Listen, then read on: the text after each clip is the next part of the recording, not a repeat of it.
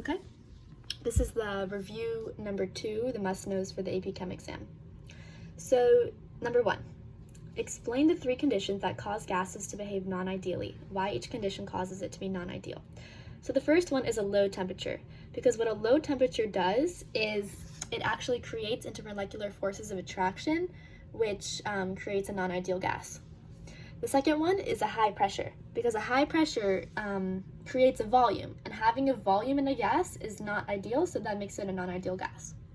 And lastly, intermolecular forces of attraction, if they're present, the strongest ones makes the gas non-ideal. So for example, if you're comparing H2O, which has hydrogen bonds, versus CO2, which has only London dispersion forces, H2O would be a less ideal gas because of the hydrogen bonds being stronger than the LDF IMFAs. That's number 1. Number 2, what are the 2 things that cause an effective collision? So the 2 things are sufficient energy and proper orientation.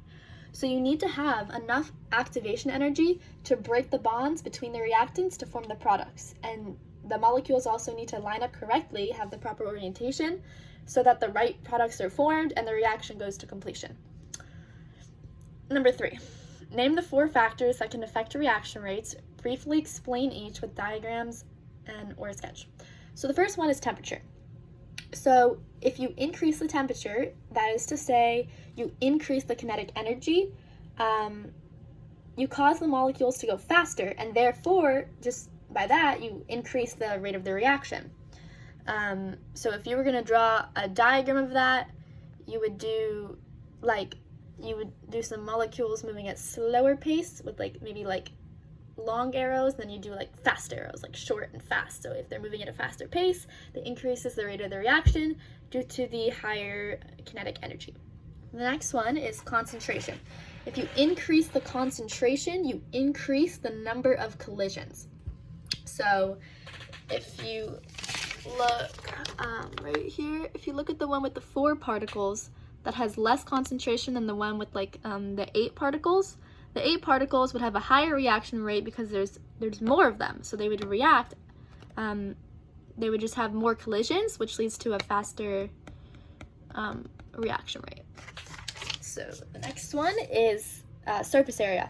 So if you increase the surface area, that is to say you decrease the particle size, for example, maybe by grinding it to a fine powder, then what you're actually doing is you're increasing the number of collisions because the surface area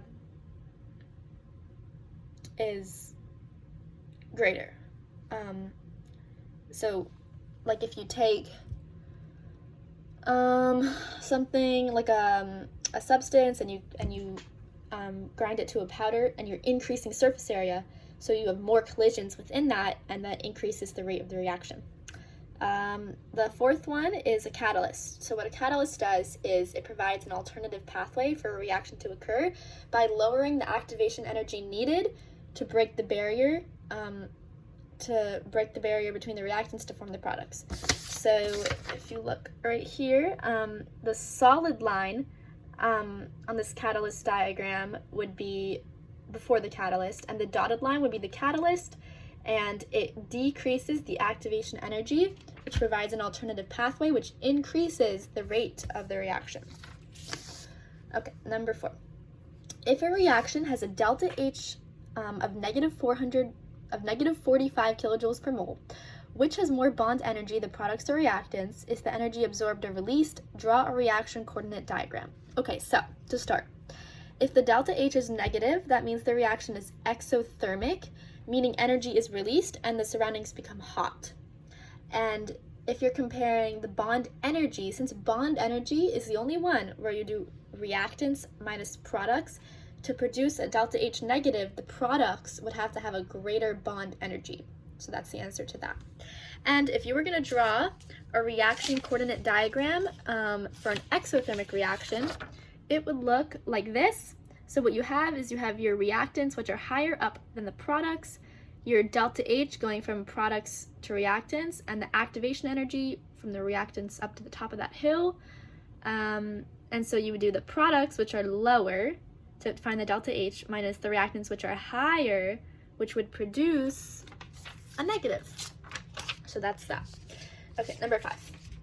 If a chemical reaction caused a solution to decrease in temperature, what is the delta H? Well, the delta H would be positive because the solution would be endothermic. Endothermic reactions cause a solution to feel cold, have a decrease in the temperature because they're losing heat. So the delta H is positive.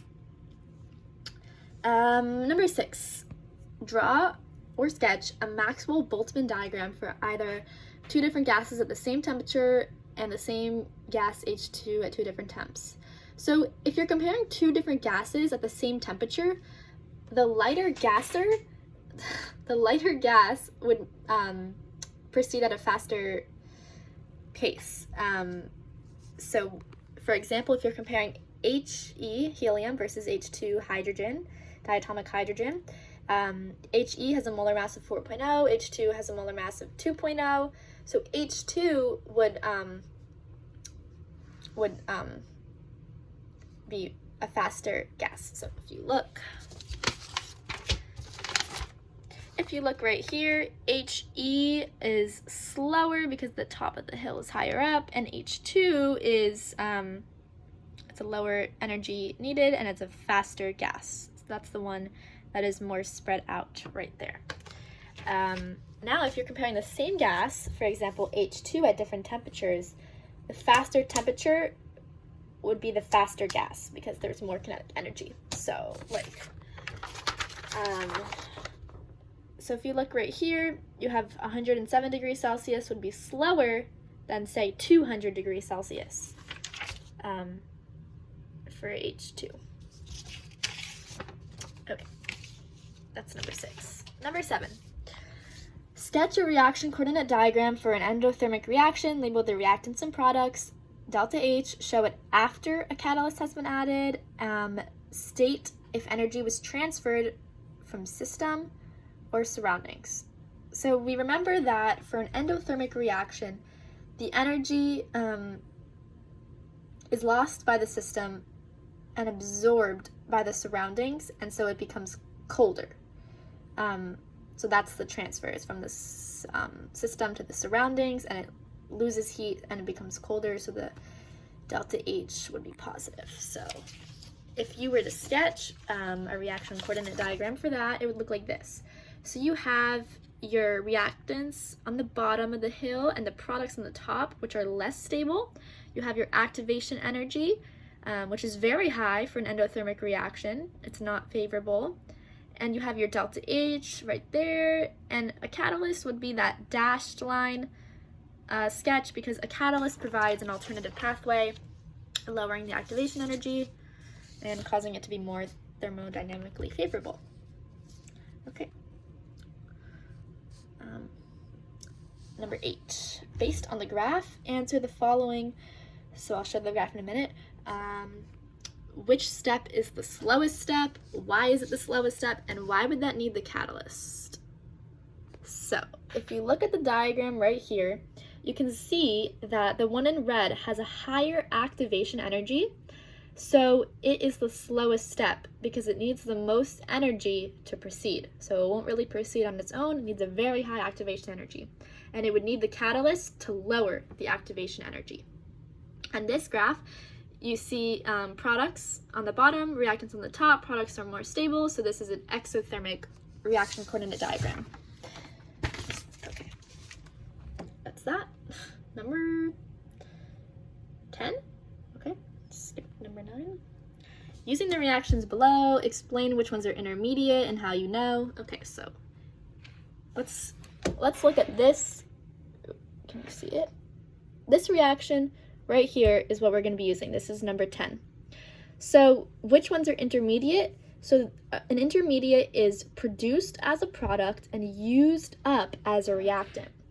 So for this one right here, N2O2 is produced in the first one and used in the second one, so that would be an intermediate. And N2O is produced in the second one and used in the third one, so that would be an intermediate. How you would write the rate law is based on the slowest step. So you would go rate based on the second step, because that says slow, equals N2O2 to the first, because and H2 to the first. And this is the only time that you can use the coefficients to write the rate law. But N2O2 is an intermediate, and intermediates cannot be in the rate law, so you would have to substitute the reactants from the previous step. So you see the 2NO from the previous step, so the real rate law would be NO to the second power, H2 to the first power, and that's the rate law. Okay, and the question is, can increasing the concentration of a species that is not in the rate law change the reaction rate? No, it cannot, because it's not in the rate law, so it has no effect on the reaction rate at all. That's that. Okay, that's 10. Number 12, explain how to use a graph plot to determine the order of a reaction. To draw and sketch examples of all three orders, 0, first, and second. So you would use this by simply memorization. So a 0 order plot, so I drew them right here. A 0 order plot would have a slope of -k, and it would just be the reactant. That's it, that's 0 order. A first order plot would be the natural log of the reactant. In this case, I put A. Again, it would have a slope of -k. And a second order would have 1 over a reactant, in this case A, and the slope is +k. And that's how you find the order of a reaction using a graph plot. Simply memorization. 13. A. Predict the delta S on the reaction below. Why is the reaction favored? Use the delta S and delta H table to explain. So this is the reaction. H gas plus Cl gas turns into HCl as a gas. So you start with 2 moles on the reactant side and you end up with 1. So the delta S would be predicted to be negative. So the reaction could be favored if we use the concept of the delta S and the delta H table, only if the delta H was negative and the reaction proceeded at a low temperature. Then it would be favored, because a delta S of negative and a delta H negative at a low temperature is thermodynamically favorable. Okay, the formation of HCl from its atoms is represented by the equation above. Which of the following best explains why the reaction is thermodynamically favored?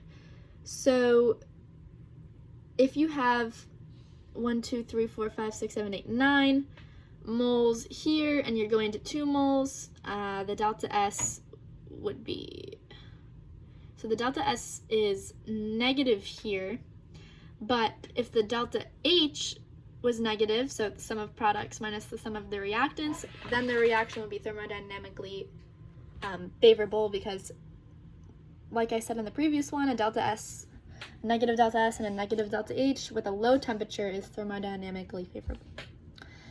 And that's how you use the diagram above to determine the sign for delta S. You count the number of molecules on the left and the number of molecules on the right, and you compare the moles, and if it's going down, delta S is negative, and if it got higher, delta S is positive. That's how you do that. Okay, the last one, number 14. I don't have a number 15, so this is my last one. How can you find the half-life from the graph and the table? Explain both ways. So if you're using the graph, what you can do is you can find K by finding the slope, so change in concentration over change in time. So you would find the slope, and that would give you K. And then you can use your equation half-life equals 0.693 over K, and that's how you would get the half-life. To use it from a graph, you can also find the slope using the graph, and that would give you K, and then you could do the same exact thing. You could do 0.693 over K equals half-life. And you can compare the graph versus, you can compare the table and the graph. So if you see, it starts, like, the graph starts at 0.1, and after 10 hours, it's at half. So the half-life must be 10 hours. So if you go to 10 hours, there's half left. So that's also another way you could do that. So they're kind of interchangeable. And that is it on this Google document for the number 2 review quiz, must know, for AP Chem.